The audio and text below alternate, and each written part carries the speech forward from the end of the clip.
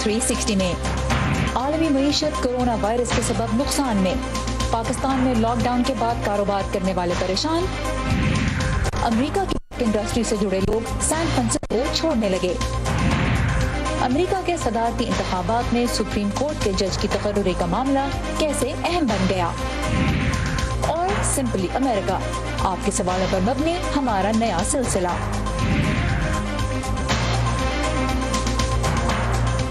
आलमी सतह पर गुर्बत में जो कमी गुज़िश्ता कई सालों के दौरान लाई गई थी, उस कामयाबी के असरात कोरोना वायरस के बाइस अब ज़ाया होते नजर आ रहे हैं। वॉइस ऑफ अमेरिका के वाशिंगटन स्टूडियो में आप सबको खुशामदीद। व्यू 360 के साथ मैं हूँ सारा जमान। वर्ल्ड बैंक के मुताबिक आलमी वबा के बाइस 10 करोड़ लोग इस साल शदीद गुर्बत की तरफ वापस धकेले जाएंगे।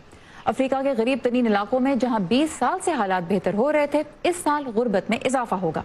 बड़ी मईशतों में सिर्फ चीन है जहाँ इस साल इक़्तिसादी तरक्की हो रही है, लेकिन वो भी सिर्फ 1.9% की शरह से। IMF की सालाना ग्लोबल आउटलुक के मुताबिक मजमूई तौर पर दुनिया की मईशत इस साल 4.4% सुकड़ेगी। नुकसान की यह शरह उससे कम है जिसका अंदाजा अप्रैल में लॉकडाउन के दौरान लगाया गया था। भारत, जहां करोड़ों लोग 70 साल के दौरान गुर्बत से बाहर निकले, मईशत में इस साल 10.3% तक की कमी मुतवक्को है, जो मुल्क की तारीख की बदतरीन मुआशी गिरावट होगी। पाकिस्तान में भी मुआशी तरक्की की शरह -4% होगी, यानी मईशत बढ़ने के बजाय सुकड़ेगी। इन पेचीदा नंबर्स का आसान मतलब यही है कि लोगों का मयार जिंदगी नीचे आएगा और गुर्बत बढ़ेगी। पाकिस्तान में कोरोना वायरस की शिद्दत में फिर से इजाफे का डर है। लॉकडाउन के बाद कारोबारी सरगर्मियां बहाल हुए 2 माह हो रहे हैं, लेकिन बहुत से लोग अपने पांव पे नहीं खड़े हो पा रहे। मईशत के आदाद शुमार जो कहानी बता रहे हैं, वो असल जिंदगी में कैसे नजर आ रही है, यही देखने के लिए समन खान ने लाहौर की कुछ बड़ी मार्केटों का रुख किया।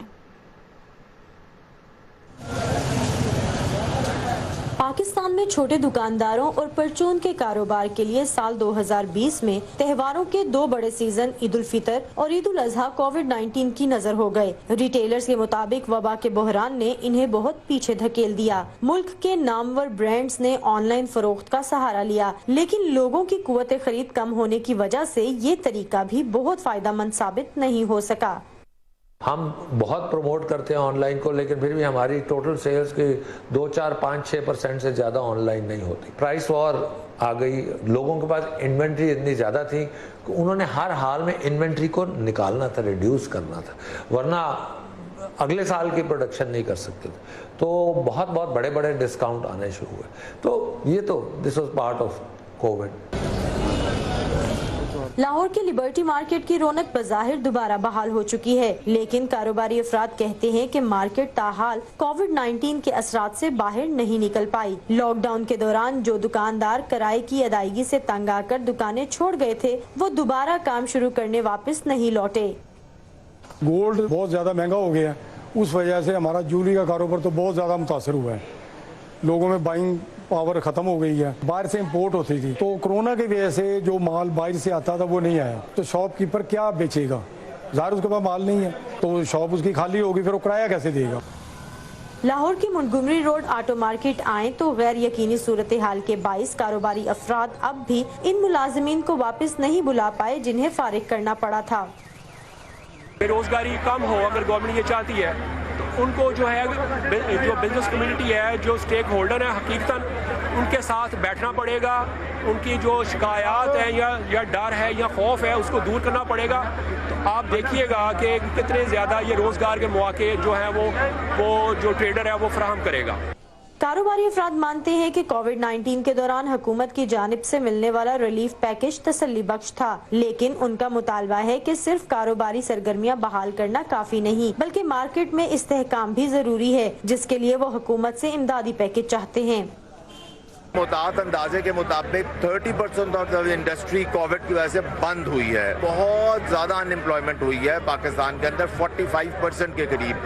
गो के टेम्पररी ये हुई थी और अल्लाह का शुक्र है अब रिलीफ भी वापस आना शुरू हुआ है और लोग दोबारा हायरिंग शुरू हुए हैं, सेक्टर्स आहिस्ता आहिस्ता खुलने शुरू हुए हैं। लेकिन दोबारा इंडस्ट्री को ट्रैक पे आने पे और पुरानी जगह पे आने पे कम से कम 2 से 3 साल लगेंगे। हुकूमत से दरख्वास्त करूंगा कि आने वाले 1 साल के लिए ना सिर्फ इंडस्ट्री के लिए टैक्स रिलीफ दिया जाए, बल्कि बिजली के रेटों पे और मार्कअप के रेटों पे कमी की जाए ताकि हम दुनिया से भरपूर मुकाबला कर सकें।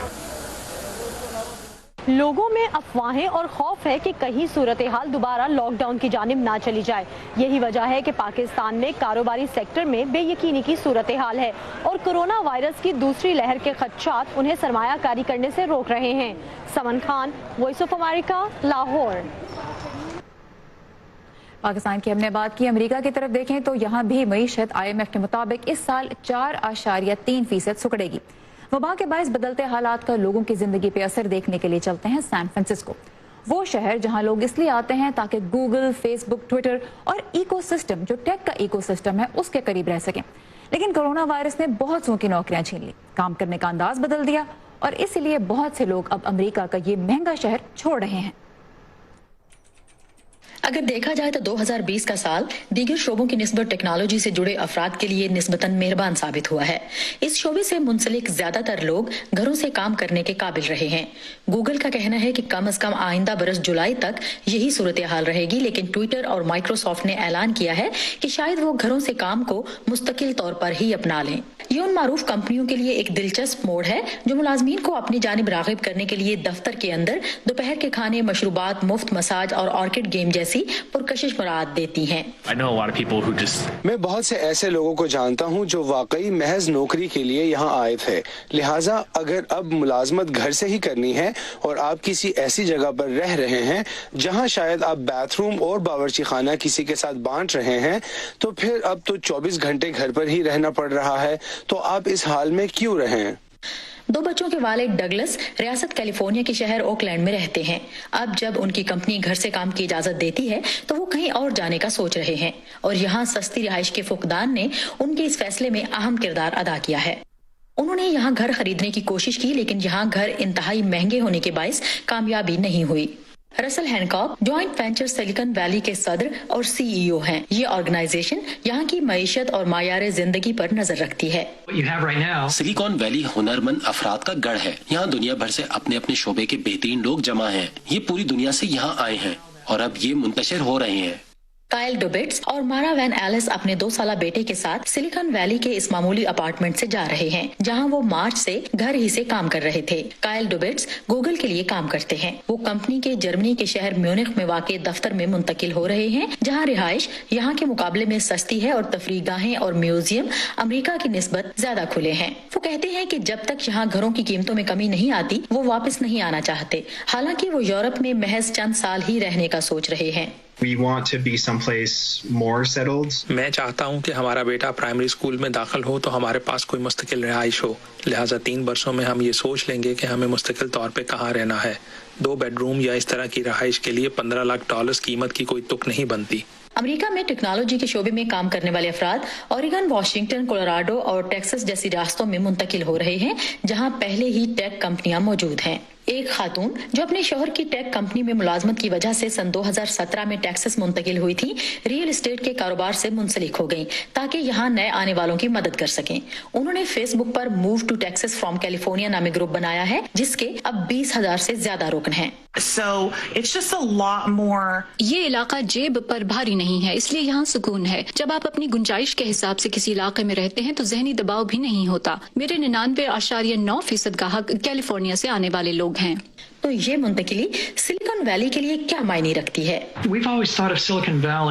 क्या इसका मतलब ये है कि सिलिकॉन वैली अब खत्म हो गई? ये छोटे कारोबारों, जिद्दत और खास तौर पर टेक्नोलॉजी पर तवज्जो कायम रखने का एक रुझान बन गया है और अब ये मुमकिन है कि सिलिकॉन वैली इन सब चीजों के लिए एक किस्म का ब्रांड बन जाए। ये डगलस के लिए मुकम्मल तौर से मंतकी बात है, जिनके मुताबिक टेक्नोलॉजी के माहिरीन ने खुद घरों से काम करने के लिए प्रोग्राम तरतीब दिए, जिसकी वजह से अब दफ्तर जाकर काम करने की जरूरत नहीं रही। घरों से काम और टेक्नोलॉजी एक दूसरे के मुतरादिफ हैं, यानी टेक्नोलॉजी की सनत घरों से अहसन तरीके से काम को यकीनी बनाने के लिए काम कर रही है, तो फिर इसके लिए दफ्तर आने की क्या जरूरत है? इस वबा के बाद जबकि हालात मामूल पर वापस आने की ख्वाहिश की जा रही है, सोचें सिलिकॉन वैली में ये मामूल कैसा होगा। डाना मिशेल के साथ Sadia ज़िब्रांझा, voice of America. Silicon valley की सूरत हाल आपने देखी। आलमी मालियाती इदारे का अंदाजा है कि आने वाले कुछ सालों में दुनिया की मईशत तरक्की तो करेगी, मगर उसकी रफ्तार सुस्त होगी और पैदावार भी माजी के मुकाबले में कम होगी, जिसका मतलब यही है कि करोड़ों जिंदगियां इस वबा के जाने के बाद भी इसके असर में रहेंगी। موجودہ حالات آپ کو کیسے متاثر کر رہے ہیں؟ اپنی کہانی ہم سے شیئر کیجیے. گفتگو کا حصہ بننے کے لیے آئیے فیس بک پیج پہ، جس کا ایڈریس ہے facebook.com/VOA Urdu. ٹویٹر اور انسٹاگرام پہ آپ @UrduVOA کو فالو کر سکتے ہیں. آپ کو دنیا بھر سے اہم خبریں تازہ ملیں گی.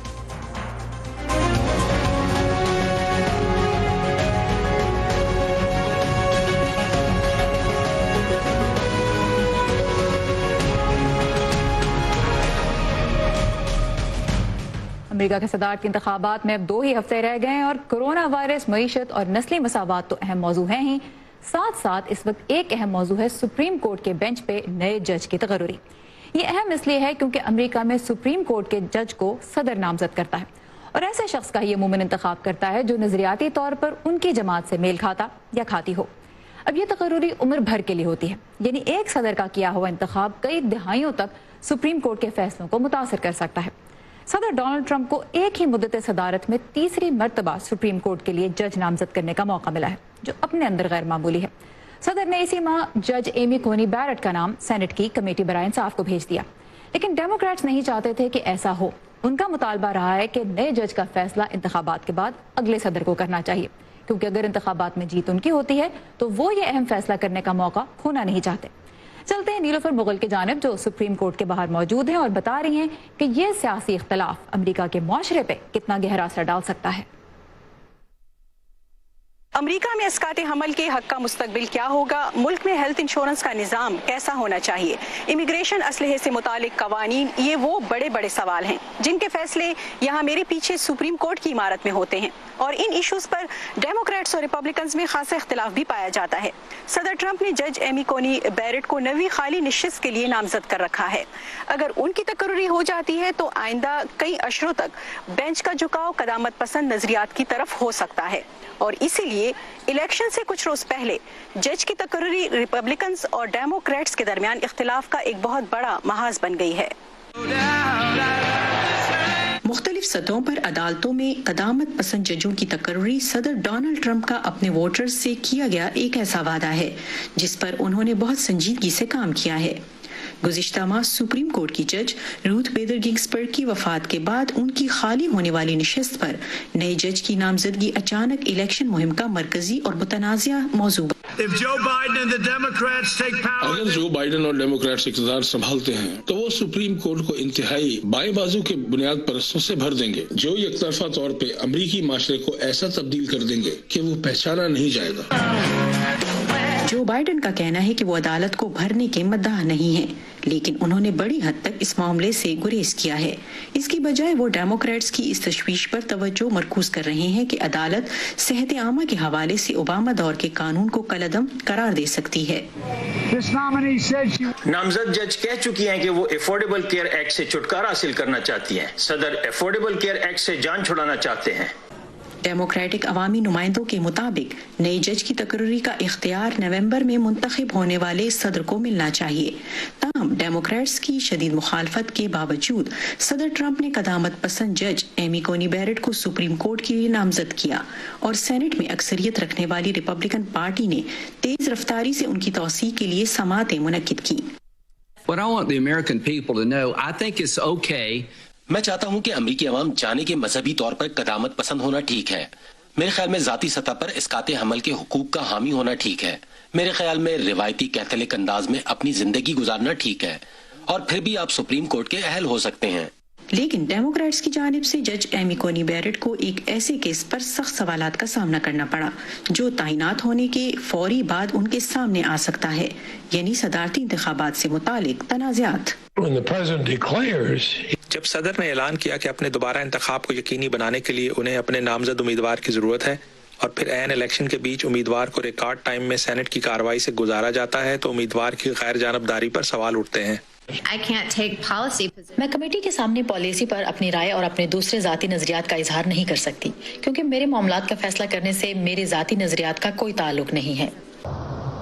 اگر جج ایمی کونی بیرٹ کی تصدیق ہو جاتی ہے تو سپریم کورٹ میں ریپبلکن صدور کی جانب سے مقرر کردہ ججوں کی تعداد 6، جبکہ ڈیموکریٹس کے مقرر کردہ 3 جج ہوں گے.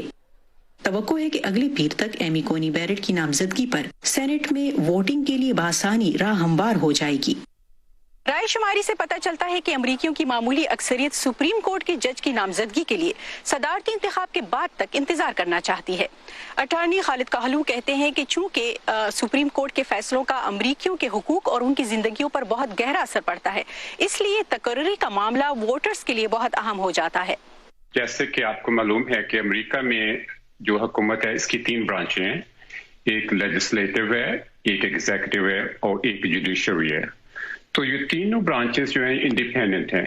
تو جوڈیشری جو ہے یہ بڑی پاورفل برانچ ہے، جو امریکہ کا آئین ہے اس کی جو آرٹیکل 3 ہے اس کے تحت یہ قائم کی گئی ہے، اور اس کے جو جسٹسز ہوتے ہیں ان کی لائف ٹائم اپوائنٹمنٹ ہوتی ہے، ان کو ریموو نہیں کیا جا سکتا۔ تو آپ کو یاد ہوگا کہ بش اور گور کا الیکشن ہوا تھا، تو جو آخر میں جا کے جو فیصلہ ہوا تھا وہ سپریم کورٹ نے فیصلہ دیا تھا کہ کون پریزیڈنٹ بن سکتا ہے۔ تو یہ دیکھیں کہ اس کی ان کی اتنی پاور ہے کہ وہ ڈیسائیڈ کرتے ہیں جو بھی کوئی فائنل کویسچن ہوتا ہے قانون کا یا ریگولیشن کا، وہ ان کا فائنل ڈیسیجن ہوتا ہے۔ جو ججز کی تقرری ہے عام امریکیوں کے لیے وہ کیا معنی رکھتی ہے اور ان کی زندگیوں پر یہ کیسے اثر انداز ہوتی ہے؟ اگر آپ ہسٹری پڑھیں پورے یو ایس کے کانسٹیٹیوشن کی تو آپ کو پتہ چلے گا کہ امریکہ نے بڑی مشکل سے، لیکن یہ ہے کہ جسٹسز کی وجہ سے یہ اتنی ترقی جو قانون میں آئی ہے کہ مین اور وومن ایکول ہیں، سلیو جو ہیں اور نان سلیو کا پہلے تھی، کون سٹیزن بن سکتا ہے۔ آپ کو یاد ہوگا کہ ٹل اباؤٹ 100 years ago صرف گورے اور کچھ طرح کے گورے صرف سٹیزن بن سکتے تھے، باقی کسی کو سٹیزن شپ کی نہیں اجازت تھی، خواتین ووٹ نہیں ڈال سکتی تھی۔ تو ابھی جو یہ جو ایکول رائٹس ہیں، ایکول پروٹیکشن آف دا لا ہے، یہ سارے یو ایس سپریم کورٹ نے ان کی انٹرپریٹیشن کی ہوئی ہے ان کے کانسٹیٹیوشن کی، اور وہ تھوڑا سا بھی فرق اس میں پڑے تو بہت لوگ اس سے متاثر ہوتے ہیں۔ ان ججز کے جو فیصلے ہیں وہ بڑی حد تک امریکہ کو شیپ کرنے میں اہم کردار ادا کرتے ہیں، تو اگر ان ججز کی تقرری کے لیے یا تعیناتی کے لیے نامینیشن جو ہے وہ صدر دیتے ہیں، تو کیا ان ججز کے فیصلوں پر پارٹی کی سیاست اثر انداز ہو سکتی ہے؟ جو ایشوز ڈیسائیڈ ہوتے ہیں وہ پولیٹیکل ایشوز ہوتے ہیں، فار ایگزامپل امیگریشن کا ایشو، میرج کا ایشو، گن رائٹس کا ایشو، پرائیویسی کا ایشو، تو ان میں جو جسٹسز ہوتے ہیں ان کے پرسنل ویوز بالکل آتے ہیں، تو اسی لیے تو زیادہ کے اوپر ڈبیٹ اور کنٹروورسی ہو رہی ہے۔ جو ججز ہوتے ہیں وہ بائی پارٹیسن ہوتے ہیں، تو ان کی جو تعیناتی ہوتی ہے اس پر دونوں سیاسی جماعتیں اس وقت اختلاف کا شکار کیوں دکھائی دیتی ہیں؟ سب سے جو بڑا ایشو ہے نا وہ یہ ہے کہ جسٹس گنسبرگ جو تھی وہ بڑی لبرل آئیکن تھی، فیمنسٹ ویمن رائٹس کی وہ سپورٹ کرتی تھی۔ تو ڈیموکریٹس کو اب لگ رہا ہے کہ ان کی فوت ہونے کے بعد اب ان کی جگہ جو نیا جسٹس آ رہی ہے وہ بڑی کنسرویٹو ہے، تو یہ ٹلٹ ہو رہی ہے۔ کورٹ جو ہے نا وہ اب 6 جو ہیں وہ کنسرویٹو ہو گئے ہیں اور 3 جو ہیں وہ لبرل ہو گئے ہیں۔ تو اس کا مطلب ہے کہ جو ڈیموکریٹس کا جو ایجنڈا ہے، جو پولیٹیکل ایجنڈا ہے، لیبر رائٹس کر لیں، امیگریشن رائٹس کر لیں، ویمنز رائٹس کر لیں، انوائرمنٹل رائٹس کر لیں، تو ان کی جو انٹرپریٹیشن ہے لا کی اور کانسٹیٹیوشن کی وہ اب کنسرویٹو ایک جو سپن ہے وہ اس کے اوپر آئے گی۔ امریکہ میں کوئی قانون نہیں ہے جو الیکشن کے قریب یا اس کے فوری بعد سپریم کورٹ کے جج کی نامزدگی سے صدر کو روکتا ہو، اس لیے صدر ٹرمپ اور ان کے ساتھی ریپبلکنز جو کر رہے ہیں اس کے راستے میں ڈیموکریٹس کوئی بڑی رکاوٹ نہیں کھڑی کر پائے۔ یہ تھی ہمارے ساتھی نیلوفر مغل۔ یہاں پہ یہ واضح کرتے چلوں کہ سن 2000 کے صدارتی انتخابات میں سپریم کورٹ نے فلوریڈا میں ووٹوں کی دوبارہ گنتی کو روک دیا تھا، کیونکہ کورٹ کی نظر میں ریاست ری کاؤنٹنگ کے لیے مناسب لائے عمل ترتیب دینے میں ناکام رہی تھی۔ تو جس وقت دوبارہ گنتی روکی گئی اس وقت جارج بش کو ریاست میں اکثریت حاصل تھی، وہ فلوریڈا میں جیت گئے اور انتہائی کم مارجن سے ملک کے صدر بن گئے۔ اس مرتبہ بھی یہ خدشہ ہے کہ اگر ڈاک کے ذریعے بھیجے گئے ووٹوں کی گنتی کے کوئی مسئلہ ہوتا ہے تو معاملہ سپریم کورٹ تک جا سکتا ہے، لیکن ماضی کے اگر فیصلوں کو دیکھیں تو ججز سرپرائز بھی کرتے ہیں۔ جیسے سپریم کورٹ کے چیف جسٹس جان رابرٹس قدامت پسند سمجھے جاتے ہیں، لیکن امیگریشن کے ایک اہم کیس پر انہوں نے ٹرمپ انتظامیہ کے موقف کی تائید نہیں کی اور ابورشن کو بھی محدود کرنے والے ایک ریاستی قانون کے خلاف فیصلہ دے کے حیران کر دیا۔ پاکستان کے جو ہمارے ویورز ہیں وہ تو امریکہ کے صدارتی انتخابات میں ووٹ نہیں ڈال سکتے، لیکن آپ سب کے سوالوں سے ہمیں یہ تو اندازہ ہے کہ آپ کی کس قدر دلچسپی ہے اس پورے ہی پروسیس میں۔ تو آپ ہی کے سوالوں کے بارے کو لے کے ہم نے امریکہ کی سیاست اور معاشرے سے متعلق ایک نئے سلسلے کا آغاز کیا ہے، اس کا نام ہے سمپلی امریکہ۔ آئیے اس کے لیے چلتے ہیں فائزہ بخاری کے پاس۔ جی سارا، ہم نے اپنے پاکستانی ناظرین کے سامنے سوشل میڈیا اور امریکن الیکشنز 2020 کا ٹاپک رکھا تو ہمیں بہت سے سوالات موصول ہوئے. انہیں میں سے ایک سوال تھا شہزاد احمد کا، جو پاکستان میں بائٹس فار آل تنظیم سے منسلک ہیں. یہ ادارہ پاکستان میں سماجی انصاف، جمہوریت اور مستحکم ترقی کے لیے ٹیکنالوجی کے استعمال کو فروغ دینے کے حوالے سے کام کر رہا ہے. آئیے پہلے ان کا سوال دیکھتے ہیں.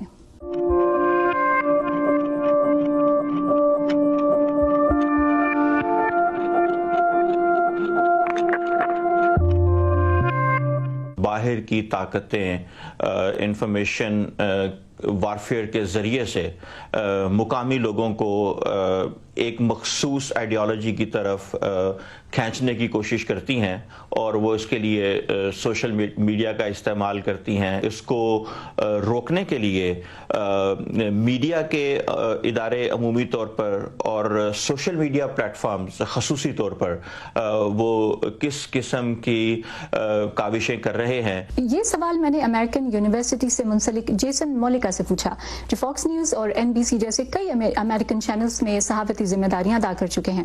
وہ سوشل میڈیا، کرائسس کمیونیکیشن اور پولیٹیکل میسیجنگ میں بھی مہارت رکھتے ہیں. جیسن کے مطابق اندرونی طور پر ایک بہت بڑا خطرہ خود فیس بک جیسی بڑی سوشل میڈیا کمپنیز کی نگرانی کے نظام کی کمزوری کا تھا. سوشل میڈیا نیٹ ورکس شروع سے ہی اتنی تیزی سے پھیلے کہ ان کمپنیز کو خود بھی یہ اندازہ نہیں ہو سکا کہ انہیں جھوٹی خبروں کے حوالے سے چوکنا رہنے کے لیے کیا کرنے کی ضرورت تھی. اندرونی طور سے فیس بک جیسے پلیٹ فارمز کے لیے یہ یقینی بنانا ضروری ہے کہ منفی نفرت انگیز خبریں اور معلومات کو پھیلنے سے روکنے کے لیے صحیح افراد اور ٹیکنالوجی کا استعمال کرے. مثلاً حال ہی میں ہم نے دیکھا کہ ٹویٹر بیٹے ہنٹر بائیڈن کے بارے میں نیو یارک پوسٹ کی خبر کو یہ کہہ کر ہٹا دیا کہ وہ یک طرفہ اور حقائق کے منافی تھی. جہاں تک غلط معلومات کے اثر کو کم کرنے کا ایشو ہے تو یہ اس سے متعلق ہے. پھر اس کا تعلق امریکی آئین کی پہلی ترمیم سے بھی ملتا ہے جو آزادی اظہار کی اجازت دیتی ہے. اس بات کو بھی یقینی بنانا ضروری ہے کہ خبر کی سچائی پر محض شک کے باعث اسے نہ ہٹایا جائے. تو صحیح اور غلط معلومات کا تعین ضروری ہے، لہٰذا خود ان پلیٹ فارمز پر سب سے بڑی ذمہ داری عائد ہوتی ہے، پھر اسے استعمال کرنے والوں پر بھی. لیکن جب کوئی غلط خبر فلیگ کر کے ہٹا دی جاتی ہے تو لوگ دوسرا اکاؤنٹ بنا لیتے ہیں. تو جعلی خبریں پھیلانے والوں کے صرف اکاؤنٹس ہی نہیں بلاک ہونے چاہیے، بلکہ انہیں یہ باور کرانا بھی ضروری ہے کہ اگر وہ غلط اور نفرت انگیز معلومات پھیلائیں گے تو انہیں اس کے کیا نتائج بھگتنے پڑ سکتے ہیں. Sadaf Khan media matters for democracy کی کو فاؤنڈر اور ڈائریکٹر ہیں. وہ امریکی انتخابات اور سوشل میڈیا کے بارے میں کیا سوال کرنا چاہتی ہیں، آئیے جانتے ہیں خود انہی سے. امریکی انتخابات کے حوالے سے میرا سوال یہ ہے کہ گزشتہ چند سالوں میں جو فیک نیوز کا لفظ ہے یہ بہت زیادہ ویپنائز ہوا ہے میڈیا کے خلاف، اور شاید اس کا اثر جو امریکی عوام ہے ان کے میڈیا کے اوپر جو ٹرسٹ ہے اس کے اوپر بھی پڑا ہوگا. تو ان حالات میں میڈیا اپنے اوپر یہ لگنے والے الزامات کو کس طرح سے بیلنس کر کے جو انتخابات ہیں اس کی کوریج کرنے جا رہا ہے؟ یہ سوال جب میں نے اپنے ایکسپرٹ پروفیسر جیسن کے سامنے رکھا تو ان کا کہنا تھا کہ حالیہ کچھ عرصے میں وائٹ ہاؤس کے میڈیا کے بارے میں بیانات نے یقیناً امریکی عوام میں میڈیا کی ساکھ کو متاثر کیا ہے. انہوں نے مزید کیا کہا، آئیے آپ کو دکھاتے ہیں. کسی نہ کسی سطح پر امریکی عوام میں میڈیا پر عدم اعتماد ہمیشہ سے موجود رہا ہے، جس میں وقت کے ساتھ ساتھ اضافہ ہی ہوا ہے. اور اس کی وجہ صرف امریکی صدر نہیں، ایسے لوگ ہمیشہ سے موجود رہے ہیں جو کسی بھی معاملے کو گہری سازش سمجھتے ہیں، یا کچھ مخصوص لوگوں کا نیٹ ورک کہہ رہا ہوتا ہے کہ اصل کہانی تو یہ ہے. جیسے 11 ستمبر کے حملوں کو یہاں بہت سے لوگ امریکی حکومت کی سازش کہتے ہیں، لیکن جب میڈیا اس کی تردید کرتا ہے تو کچھ لوگ کہتے ہیں کہ ان کا میڈیا پر اعتماد اٹھ گیا ہے کیونکہ وہ حکومتی بیانیے کی حمایت کر رہے ہیں. البتہ جب تک وائٹ ہاؤس میڈیا کے لیے اپنے رویے میں تبدیلی نہیں لائے گا، صدر اور پریس سیکرٹری ان سے عزت کے ساتھ بات نہیں کریں گے. اختلافی نقطہ نظر اسی کے ساتھ ختم ہوتا ہے ہمارا آج کا ویو 360. پروگرام دیکھنے کے لیے بہت شکریہ. سارا زمان کو اجازت دیجیے. خدا حافظ.